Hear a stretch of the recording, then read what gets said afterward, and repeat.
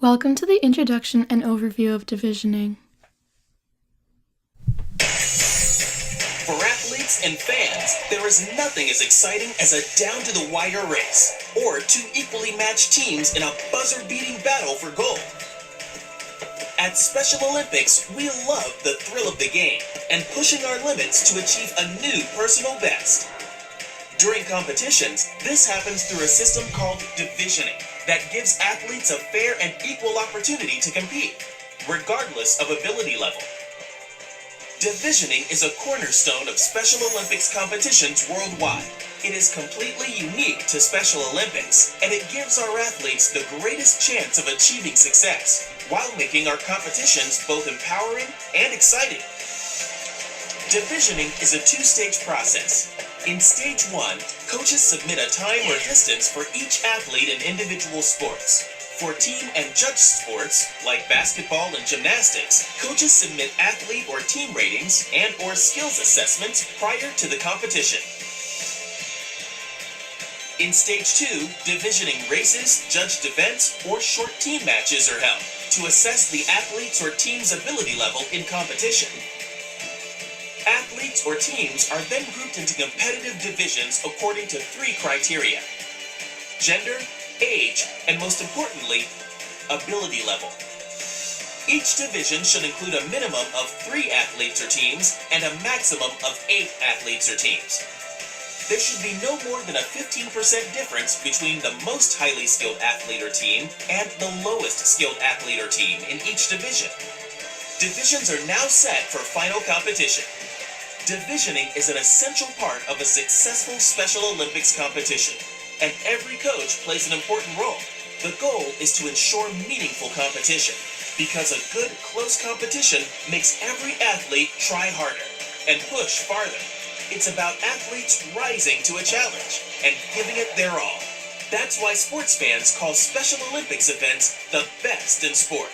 Through Special Olympics divisioning, athletes with intellectual disabilities are valued and recognized, regardless of ability.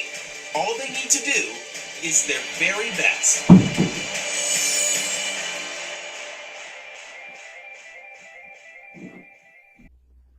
The fundamental difference between Special Olympics competitions and those of other sports organizations is that athletes of all ability levels are encouraged to participate, and every athlete is recognized for his or her performance. Competitions are structured so that athletes compete with other athletes of similar ability in equitable divisions. Special Olympics has 3 main categories of sport, and each category has their own process for divisioning. These categories include individual sports, team sports, and judged sports. Individual sports are divided based on submitted and preliminary times or scores. Module 1 will walk you through the manual process of divisioning individual time sports that typically use Special Olympics games management software to handle divisioning.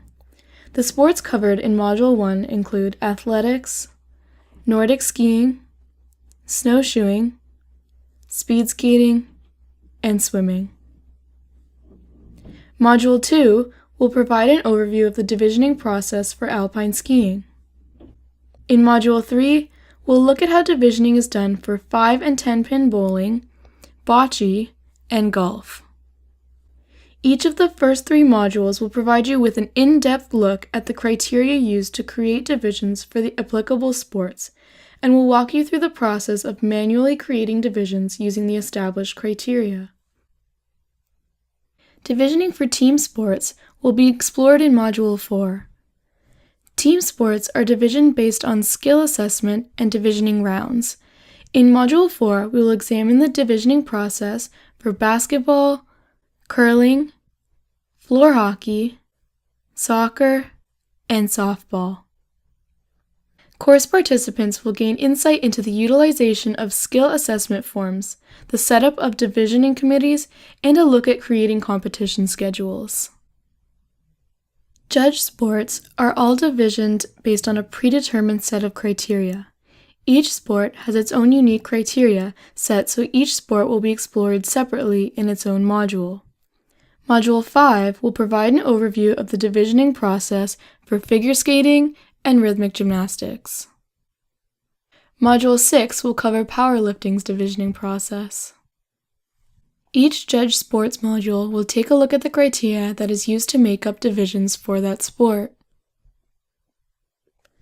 Divisioning 101 has been set up in such a way that you may choose to take any combination of the 6 modules. Take just one course, a couple that pertain to the sports you coach, or take all 6 modules to develop a better understanding of the entire Special Olympics divisioning process. Please let your chapter staff know if you have any questions regarding any of the information provided throughout this course.